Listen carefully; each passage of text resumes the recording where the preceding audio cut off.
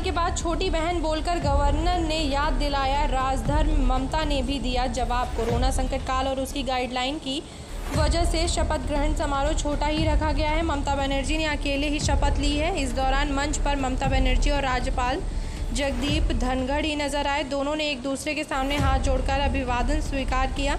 पश्चिम बंगाल में आज से तीसरी बार ममता सरकार। ममता बनर्जी ने तीसरी बार सीएम पद की शपथ ली। विधानसभा चुनाव में प्रचंड जीत के बाद आज ममता बनर्जी ने पश्चिम बंगाल के मुख्यमंत्री पद की तीसरी बार शपथ ली, यानी एक बार फिर बंगाल में ममता बनर्जी के नेतृत्व में तृणमूल कांग्रेस की सरकार बन गई है। कांग्रेस वहीं आपको बता दें कि कोरोना संकट काल और उसकी गाइडलाइन की वजह से शपथ ग्रहण समारोह छोटा ही रखा गया है।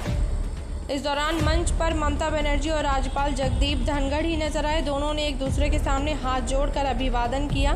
शपथ लेने के बाद ममता बनर्जी ने कहा कि उनकी प्राथमिकता कोरोना के खिलाफ लड़ाई रहेगी।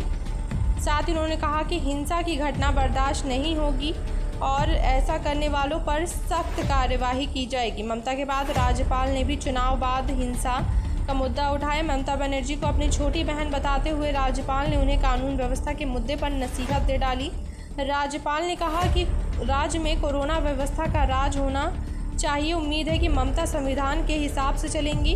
राज्यपाल ने इस टिप्पणी का ममता ने भी जवाब दिया। ममता ने चुनाव आयोग को निशाने पर लिया और कहा कि अब तक सब कुछ चुनाव आयोग के अधीन था। चुनाव आयोग ने काफ़ी अधिकारियों को बदल दिया था। मैंने अभी शपथ ली है, नए सिरे से व्यवस्था करूंगी। पीएम मोदी ने दी बधाई।